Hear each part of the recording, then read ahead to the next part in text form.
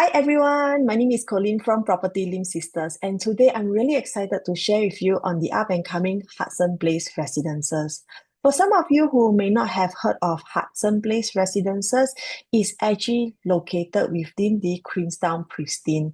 And when we look in terms of Queenstown Pristine, basically there's 10 different residential estates, and Hudson Place is happen to be one of them. But other than looking at Queenstown itself, Hudson Place is within the One North Innovation District. With that, there's also different zones, but for this Hudson Place is actually located in Mediapolis itself. Now let's take a look at what's in there and what's in the vicinity. So basically, like just now what we have mentioned, it is within the Queenstown planning and in One North District. When we look in terms of Queenstown, definitely a lot of people will say, wow, 那边的房子很贵, right? So because HDBs have already transacted over $1 million, and it's not just one home, but multiple homes that have already done deal at record prices. Moving forward, there's also going to be more homes, not just in terms of private, but also public housing, with Mediapolis having 5,000 homes. So this is actually one of the earlier plannings of where you can expect not only just Hudson Place, but earlier than that will be Bloomsbury, that is also within Mediapolis itself. Let's take a look in terms of the URA planning. This is actually in 2014. As you can see, the government has already planned for this area, okay, to have commercial and residential. But what's most important in the latest URA master plan in 2025, the government have even subdivided the piece of land that was zoned for commercial and residential now towards residential with first story commercial. And moving forward, there's going to be future land pieces which has not been introduced or have not been bidded as part of the government land sales. Now, this is actually the article on what the developer have bidded in terms of the price point, but more importantly, this is actually a highly sought after location with, in fact, 6 bids that have already came in to bid for this piece of land, which means to say the developers are very optimistic on what the future holds for this piece of land itself, or rather this location. So why this location? Basically, there's already a lot of MNCs over here. I believe most of you might have heard of all these companies such as Canon, Apple, Shell, Unilever, and so on and so forth. But what's most important about what's having these MNCs in here, basically, it means to say there's going to be a lot of demand for residential for people who are working in this cluster. Other than people who are working in this cluster, we are also targeting school students, right? People who are coming in for NUS, okay, ACJC, INSEAD, which is international schools, and so on and so forth. Not just school students, but also targeting families. That is also the reason why there is not one, not two, but multiple preschools that the government has set in here, or rather educational institutions have come in here because they know the demand is high, right? Just if within One North area itself, you might be thinking, hey, why not just one or two? Why are there multiple preschools? That's because what I'm concluding is parents who are coming in to One North area to work, they are also potentially bringing their children, where they can just have their kids go to the preschool while they are at work, and after work they can actually pick their kids up. Other than that, there's also after school cares and enrichment classes. Of course, when we look in terms of having residents in here, they're definitely to be having amenities. So there are actually some of the shopping malls in here, like one of the popular one will be Star Vista, Rochester Mall. Of course, there's also supermarket and all the amenities in here, eateries as well. Future part of what is happening in here, I think that's also very important to know what would be the transformation or what the government have put in place for this location itself. Okay, first of all would be the Queensway North. This is actually part of the rail corridor where you not only work, live, but also having nature close to you. And when we look in terms of One North, a lot of people will say, hey, that is actually the future. You know, we are having a lot of research and especially technologies in there. So that is also the reason why there's going to be having a new AI pod in the One North Pristine itself over here. Also, not just in terms of research and technology, but also government funding, where government will be looking to pump in this amount of dollars into this location itself, mainly for R&D. And this is an article which actually states that AI could potentially push up the demand in terms of property for One North Pristine, right? That's also the reason why earlier I've mentioned that why the government is having more housing. We not only look at people who are working in there, but potentially also families coming into this location. And of course, with more residents, more families coming in, they definitely also need to improve the infrastructure where One North area is also looking towards having a car-light district, which I'll be sharing later on. Okay, and of course, some potential rail network, they are still doing some research, but potentially one of it would be the West Coast extension that it might also cut across Mediapolis. But then again, this is not concrete. This is just research or under studies. So we are not too sure whether this is happening or not. But in the event, if this happens, then that is something looking at, which is an increased connectivity, increased transportation. Now, like just now, what I mentioned about having car light, I think one of the creative way and also a new test phase would be having self-driving public buses to be tested within this area. Why? Is because One North is going towards an AI area, right? An AI location. And the benefit of having everything self-drive is also partly due to car-like zones over here. Okay, and what people would expect basically lesser noise pollution, air pollution, and really encourage people to go green, right, with public transportation. Hence, the infrastructure for this needs to be here. Now we'll move on to the site planning itself. Okay, so for Hudson Place, in total, there will be 327 units, of which, like just now, what I've mentioned earlier, is going to be car light. Hence, there will be 134 car park lots, which comprises 40% of the number of units. And not just that, this is not just only residential, but it also comes with commercial space at level 1, which means to say residents can find themselves conveniently going towards the commercial space. It might be bakery shops, supermarket, or even like some mini grocery shops for daily needs. This is how the developer intend to build the building itself. So I just want to do a key highlight, which is the floor to floor 3.15 meter. Because typically for normal condos, they are about 2.8 to 2.9, but this is pushing up to 3.15 meter, which means to say residents get to enjoy a much higher ceiling. View-wise, this is Hudson Place. Okay, so some of it will be overlooking Bloomsbury, which is also done by the same developer. Most of it will be facing towards the west side estate and of course towards the Infinite Studios commercial.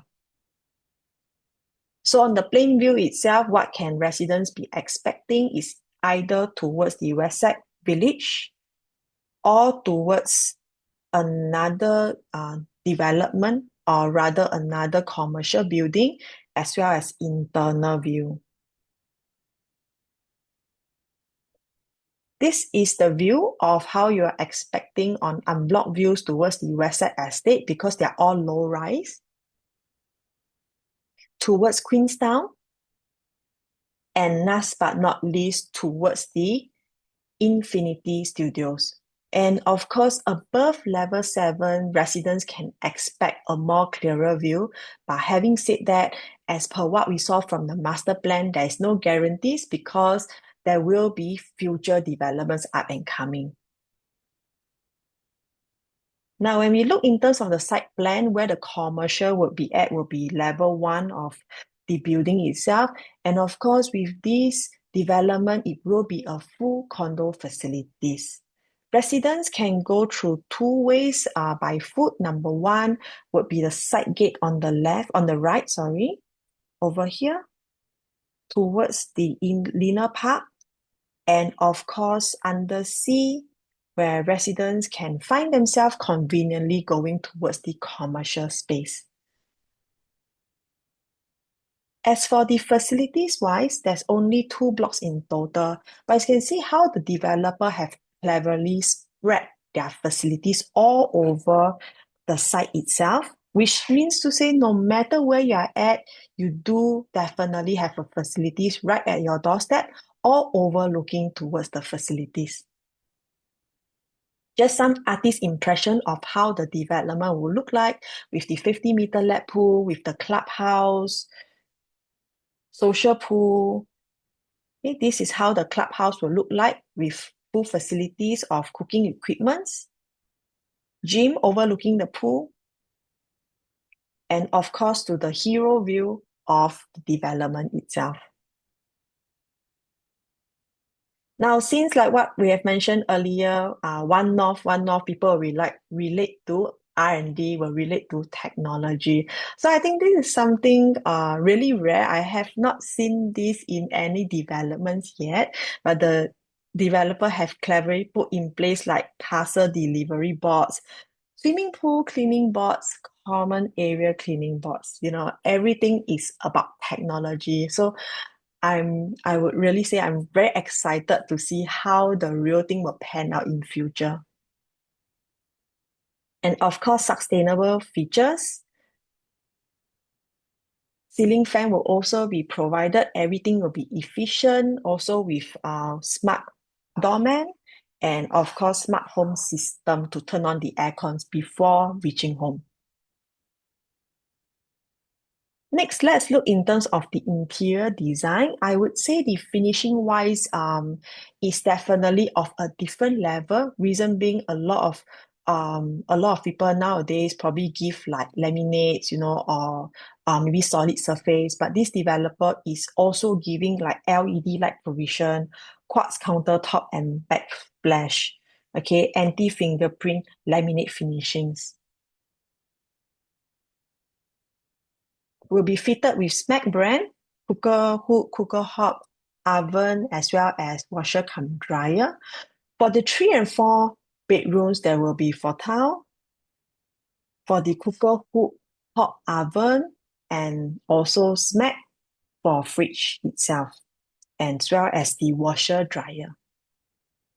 Bathroom will definitely be fully fitted. Again, like what I've mentioned about the finishings, developer will be providing the LED lighting, quartz top, backsplash, all right, and of course, floor and wall finishes.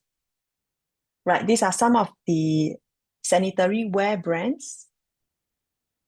Master wardrobe, which is very, very cleverly done. Instead of having a handle, they actually have this recessed handle, which looks very slick and nice.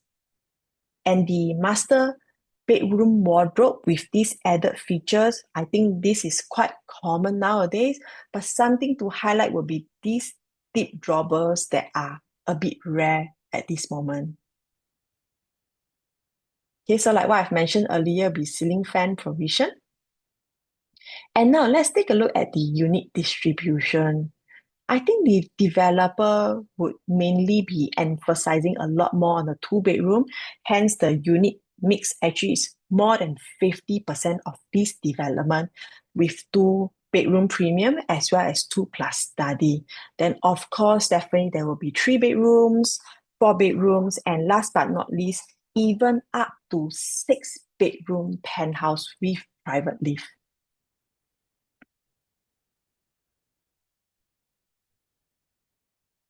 All right, so for the penthouse itself, basically on the top floor, the developer have cleverly combined three bedroom with two bedroom, four bedroom with two bedroom to make it a bigger penthouse on the top floor area itself.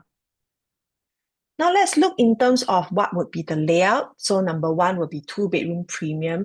There is no two-bedroom compact. So what is the difference between premium and compact? Basically, premium will have two bath, meaning to say everything in this development, as long as two-bedroom, it will come with two bathrooms.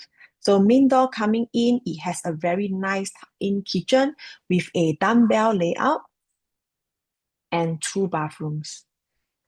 And of course, nowadays it's quite common to have dual entrance for the common bathroom. That also makes both of it like a master bedroom with ensuite, but yet not compromising on visitors who are coming to visit you. They can still use your bath area.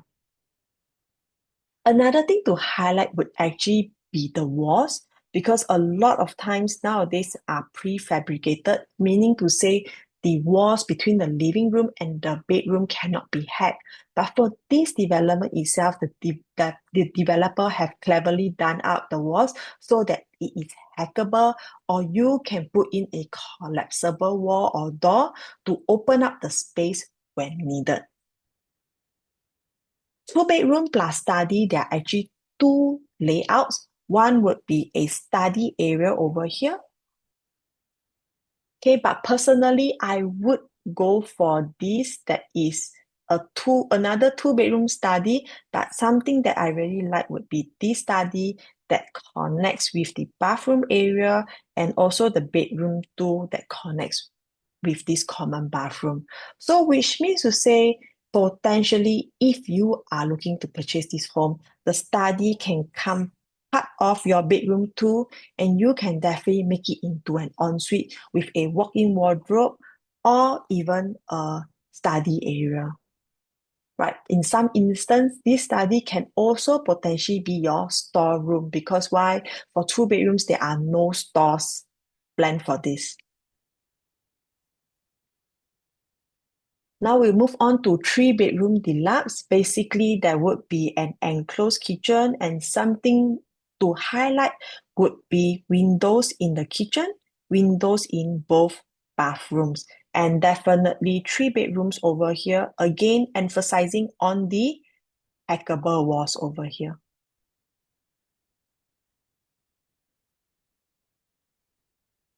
Next would be the three-bedroom premium. So something different would actually be this household shelter that forms part of the wet kitchen, which means to say this household shelter can be, of course, a storage area or a helper's area, and it would come with a extra toilet at the back of it.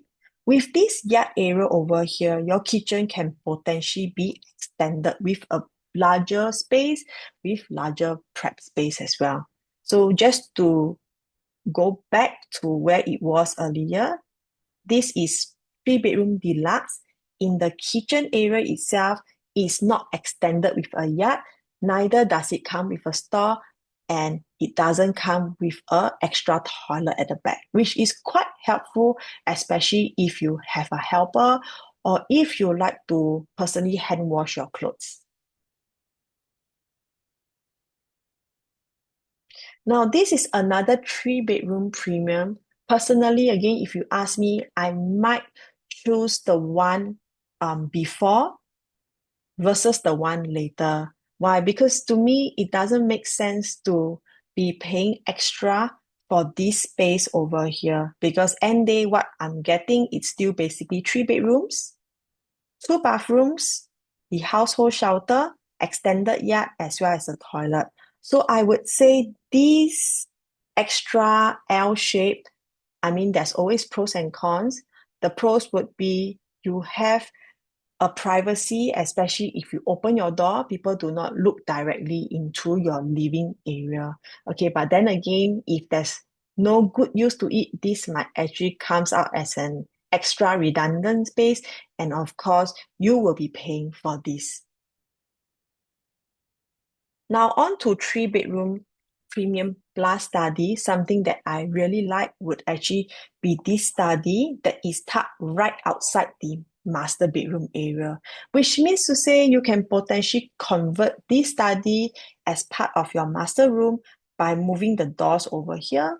And again, this highlighted one would actually form part of your master bedroom.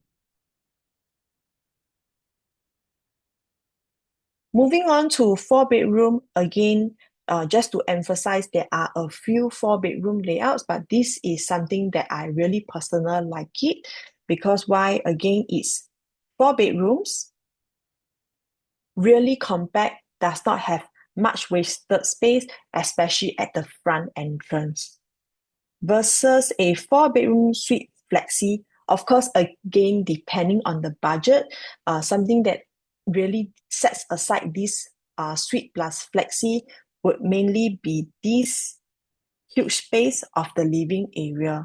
So why would I mention about huge space? It's because again, this wall is hackable. So if you do regular hosting or if you do maybe more entertainment, like having guests coming to your home, I think this is really nice to actually have a flexi area. Maybe I would replace this with a collapsible wall, okay? And you can open it up if you do hosting. Otherwise, you can always enclose it to be part of your study.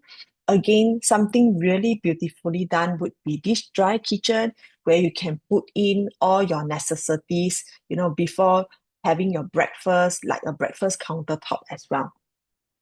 Next would actually be this beautiful master bedroom, which is really, really huge, 14.8 square meter just for the master bedroom alone.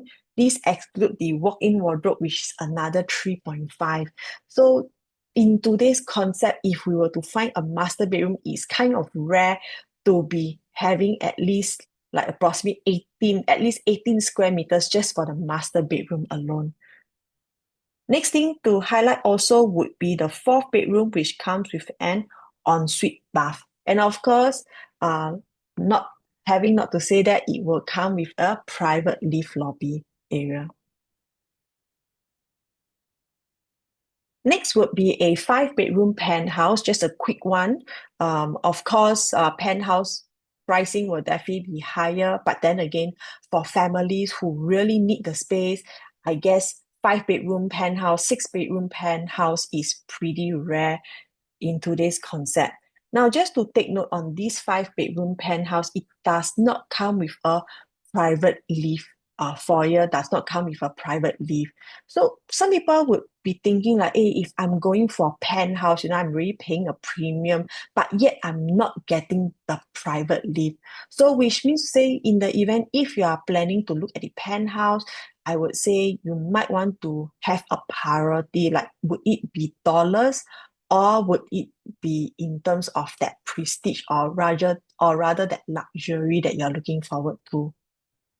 So coming in from the main entrance itself, again, you get a very, very nice living area. So 2 of the bedrooms itself would be on the left and 3 bedrooms will be on the right. So let me start with the left itself. Basically, I would say this is more like 2.5 because why? And the 3rd bedroom itself, right opposite would be the study. Again, it's the same concept if let's say you would want to expand your master room, and in particular, this is not a master room, this is a junior master, which means to say if let's say you were to find this junior master a little tiny, you can again place the door in front over here and this area would become a bigger junior master with the luxury of having a walk-in wardrobe or a live cum stay area. On the right itself, there will be the master bedroom, okay? And again, master bedroom, this is not the wardrobe. There is actually a walk-in wardrobe, which means to say if you have more clothing or if you like to have more wardrobe space, you can potentially put in another standing wardrobe over here. All right, and of course, with two bedrooms, sharing a bathroom over here. Last but not least, on to the 6 bedroom penthouse. This is definitely luxurious. Pricing will definitely be luxurious as well. Okay, so coming with a private lift lobby over here, a much wider frontage for living, dining. You can see for the illustration, you can even place in a grand piano. And how they actually segregate the 6 bedrooms will be 2 bedrooms on the left with an entertainment room, 4 bedrooms on the right. So again, allow me, I will just break it down. This door that you are seeing is actually a back door, which is mandatory for all units that come with a private lift lobby. They definitely have a back door, which goes towards the common lift area.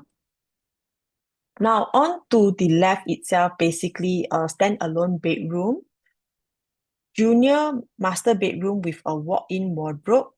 Okay, this time you realize that it comes with a walk-in wardrobe instead of extending a study area. Something to take note of is this entertainment room that you are seeing can potentially be your 7 bedroom. Why? It's because over here, okay, door area with also a bathroom towards the entertainment room. But just to note that in the event, if you put a door here, then people that is staying in the bedroom 5 would not have access to the bathroom immediately. What they can do is to access to bathroom 3, which is a long walk. So you might want to consider having the door over here so that people staying in this entertainment room and bedroom 5 can share bathroom 4.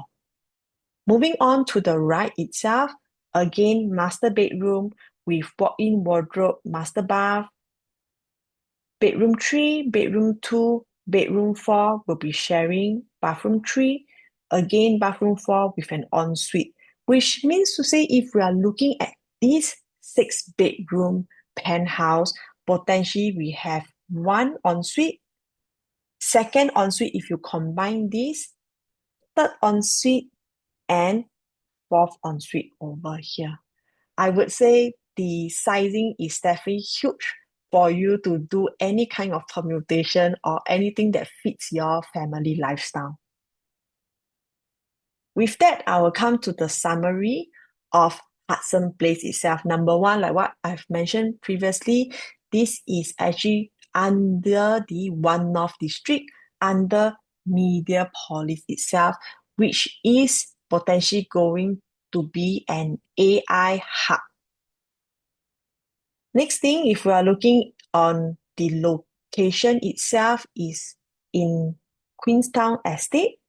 Again, of course, when we look in terms of close proximity, definitely towards the One North, Cambridge area.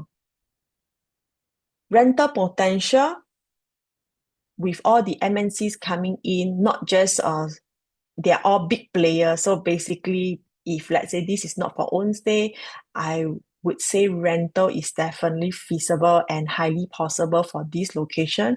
Of course, with nearby institutions such as NUS as well as INSEP, which is a foreign institution. Next of all, we are looking in terms of facilities, will be a full condo facilities with tennis court, and of course with the unit mix will be 2, 3, 4 bedroom, penthouses will be 5 and 6 bedrooms. View-wise will either be facing towards the West Side Estate, internal view, as well as other developments. So I wouldn't really emphasize in terms of view in this location, but more importantly of what is up and coming, not just now, but also in the future, where it's very promising with lots of R&D as well as AI in place. With that, thank you very much. If you do have any housing questions, in terms of what you're looking at with your current home or what should your next move be, do DM us today. Thank you. Bye bye.